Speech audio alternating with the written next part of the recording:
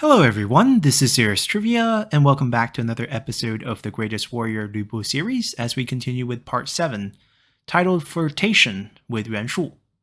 Now last time, we left off as Lu Bu stopped an army of 30,000 men with just one arrow. But as we know, Yuan Shu's ambitions knows no bound as he would continue to covet the Shu province. Having failed multiple plots and military expeditions, Yuan Shu relied on diplomacy this time, as in May of 197, Yuan Shu would send General Han Ying to meet with Lu Bu in Xiapi, with a marriage proposal between Yuan Shu's own son, Yuan Yao, and Lu Bu's daughter. To make this deal even more attractive, Han Ying told Lu Bu of Yuan Shu's plan to declare the calendar of Zhong as the first step to becoming an emperor himself.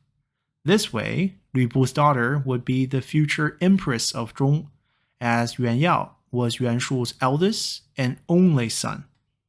Now at this point, we need to talk about Lu Bu's family, his real family. Historically speaking, Lu Bu had just one wife, which is quite common for a man of his family background, social status, and court position. As while concubines were allowed, it was often only socially accepted to be a privilege of the gentry clan. Even then, only members who had earned a title from the imperial court might take on more concubines. Of course, the higher your title is, the more concubine you could technically take. Now, this was not a rule written in stone, but it was seen as the social norm of the time. While Lu Bu's wife's name was not recorded in the records of Three Kingdoms, later documents did point out that his wife is most likely the sister of his officer Wei Xu, thus Lady Wei. The Romance of Three Kingdoms, however, would have his wife as Lady Yan, with two concubines, being Lady Cao, who is the daughter of Cao Bao, and Diao Chan. Of course, all three of these ladies are actually fictional. As for kids, Lu Bu had no sons, and apparently only one recorded daughter, which he would happily marry off to Yuan Shu's son, as the chance to become the in-laws to a future emperor was too good to pass on. Yet just when Lu Bu sent off his daughter with Han Ying, Chen Gui, who was the chancellor of the princedom of Pei, rushed to stop Lu Bu. Chen Gui, who was a Han loyalist himself, worried that if Yuan Shu and Lu Bu formed this alliance through marriage, then with Yuan Shu's ambition of becoming an emperor, now combined with Lu Bu's might and the control of the Shu province, then they could become a real threat to the Han.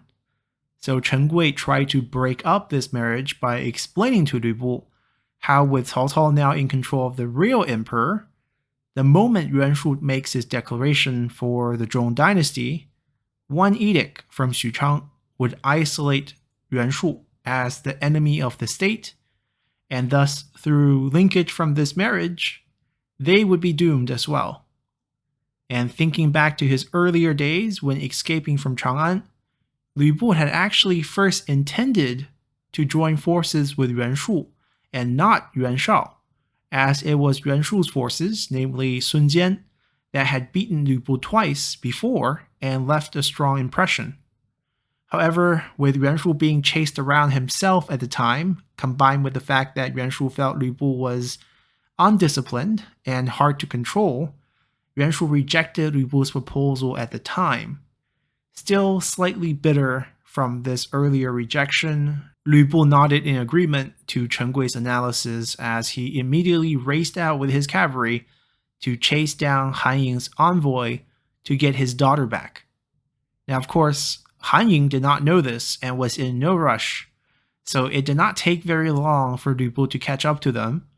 Then not only did Lu Bu retrieve his daughter, he outright attacked the convoy as Han Ying was taken prisoner, ready to be gifted to Cao Cao, as Chen Gui advised Lu Bu to now instead ally himself with the one who controls the real emperor. At first, Chen Gui offered his son, Chen Deng, as a suitable envoy to deliver Han Ying to the imperial court in Xuchang and discussed a potential alliance on Lu Bu's behalf. But with the war against Cao Cao still fresh, Lu Bu was not entirely sold on this idea. In addition, the Chen clan was a powerful local clan, as Chen Gui's uncle was the former Grand Commandant Chen Qiu, and two of his cousins in Chen Yu and Chen Cong were both administrators at this time. So it was hard for Lu Bu to trust their loyalty to himself, as he was clearly the low-born outsider. But just as Lu Bu was deliberating on the next step, an envoy from Xuchang would arrive as the emperor, who is still appreciative of Lu Bu's assassination of Dong Zhuo, promoted him once again to become the general of the left. Now, with Cao Cao clearly in control of the courts, Lu Bu saw this as a potential olive branch from Cao Cao. So suddenly, Chen Gui's plan became much more believable. Thus, Lu Bu allowed Chen Deng to represent him as his proxy, to deliver Han Ying to Cao Cao as a token of his desire to ally with Cao Cao instead of Yuan Shu, and to send back the return letter to the emperor thanking him for the promotion. However, Lu Bu was right to suspect the Chen clan, as Chen Gui and his son Chen Deng had no intentions of working for Lu Bu, as they simply wanted to use this opportunity as a springboard for themselves to link up with Cao Cao. And in their meeting together, Chen Deng would describe Lu Bu as someone who was physically strong but mentally indecisive, as he hoped Cao Cao would aid them in ridding the Xu province of Lu Bu sooner rather than later. Cao Cao agreed, as the Chen clan now became Cao Cao's inside man, as Chen Gui was given a pay raise, while Chen Deng was made into the administrator of Guangling. Yet when Chen Deng returned back to Xiapi, Lu Bu was furious, as he felt betrayed right away, since he wanted Chen Deng to secure him the official court mandate to approve him as not only the governor of the Xu province, but also the prefect as well. But instead, Chen Deng returned without securing any tangible reward for him, while the Chen clan themselves saw pay raises and promotions. Demanding to know what Cao Cao said about him, Lu Bu asked Chen Deng to share their conversations. And without batting an eye, Chen Deng lied, as he claimed that he had tried to get Lu Bu the position by describing Lu Bu as this tiger, and that if the court does not feed him, then he would bite. But Cao Cao countered, as Cao Cao said, Lu Bu is actually the hawk that will only hunt for them if he is starving, and the moment you feed him, he will fly free. And that is the reason why Cao Cao did not give what Lu Bu wanted, because Lu Bu would fly free from the court control if he got everything he wanted from them right now. And this did calm Lu Bu down, as he was temporarily satisfied with this explanation. And not long after, with Han Ying publicly executed in Xuchang, Yuan Shu will learn the fate of his marriage proposal to Lu Bu. And if diplomacy did not work, then war was the only way forward. And summoning his top general in Zhang Xun and Qiao Rui, Yuan Shu formed an army of over 30,000 men once again, that included some newly surrendered forces in Han Xian and Yang Feng, who were both part of the group that had actually helped the emperor escape Chang'an, but instead of being handsomely rewarded, they were marginalized soon after Cao Cao's takeover. So now, instead of staying behind in Xuchang under Cao Cao, they had ventured down south to try their luck with Yuan Shu instead.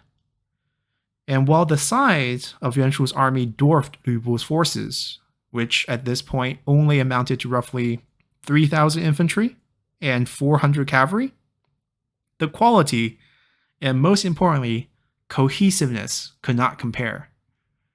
But the news of this incoming army and retaliation from Yuan Shu still angered Lü Bu, who once again lashed out at Chen Gui and Chen Deng, as it was their advice that caused all of this.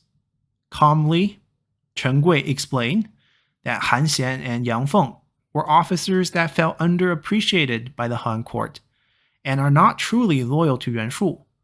With proper enticement, they can be easily turned, as he saw Yuan Shu's army as nothing more than a flock of roosters trying to maintain a straight line on the march. But as we all know, roosters, when put together, often end up fighting amongst themselves.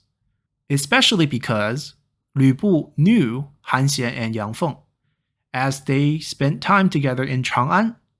So Chen Gui had Lü Bu write a letter to them, explaining that if they betrayed Yuan Shu and helped Lü Bu, not only will Lü Bu try to give them imperial court recognition for their contributions here against Yuan Shu, but Lü Bu would also agree for them to keep all the food and supplies for themselves after the battle is won.